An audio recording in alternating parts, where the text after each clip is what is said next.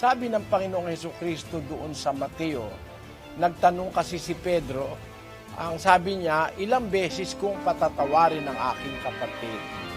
18:20. Nang magkagayoy lumapit si Pedro at sinabi sa kanya, Panginoon, makailang magkakasala ang aking kapatid laban sa akin na siya'y aking patatawarin hanggang sa makapito?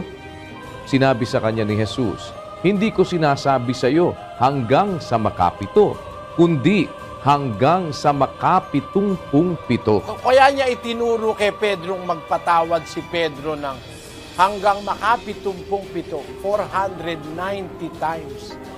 Kung si Pedro makakapagpatawad ng makapitumpung-pito, ang Diyos makakapagpatawad din ng mahigit pa maaari sa makapitumpung-pito.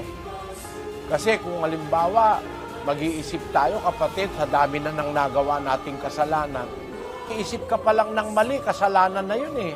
4:9 ng Kawikaan ang sabi, Ang pag-iisip ng kamangmangan ay kasalanan, at ang mangduduwahagi ay karumal-dumal sa mga tao.